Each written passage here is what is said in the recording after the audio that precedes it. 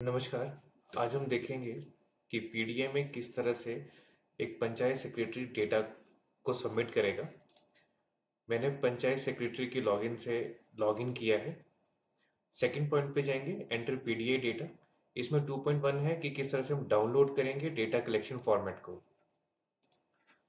ये हमारे पास कुछ डेटा कलेक्शन के फॉर्मेट्स दिखाई दे रहे हैं। फॉर एग्जांपल हायर एजुकेशन का अगर डेटा देखता हूँ, जैसे प्रिंट के बटन पे क्लिक करूंगा, ये मेरे पास फॉर्मेट ओपन हो गया और मैं इसको यहाँ से प्रिंट कर सकता हूँ। और अगर डेटा इनपुट करने की बात करता हूँ तो मैं एंटर या अपडेट डेटा कलेक्शन फॉर्मेट पे जाऊंगा। मेरे पास ये डेटा जितने भी मेरे पास डिपार्टमेंट्स हैं वो सभी डिपार्टमेंट्स दिखाई दे रहे हैं।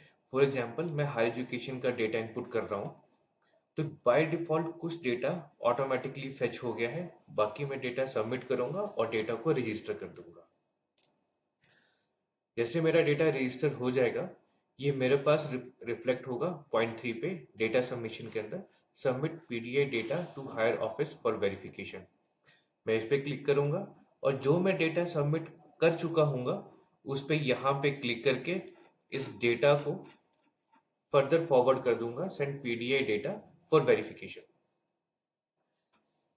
जो डेटा मैं ऑलरेडी सबमिट कर चुका हूँ वेरिफिकेशन के लिए, वो मुझे दिखाई देगा डेटा सबमिशन के अंदर 3.2 पे, view data submitted for verification. मैंने इस पर क्लिक किया और जो डेटा मैंने सबमिट कर दिया है वो यहाँ पे रिफ्लेक्ट होगा कि इसके कितने डेटा पॉइंट्स हैं और इसका क्या स्टेटस है। तो मैं इसके स्टेटस पे व्यू डेटा पॉइंट पे क्लिक करूंगा तो मेरे पास सारा सारा डेटा पॉइंट्स सामने दिखाई देंगे। और अगर मैं इसे ट्रैक करूंगा तो ये मुझे बता देगा कि मेरा डेटा कहाँ पे है। मैंने 15 जनवरी को 145 पे डेटा सबमिट किया था और ये अभी पेंडिंग है line department nodal officer for verification के पास।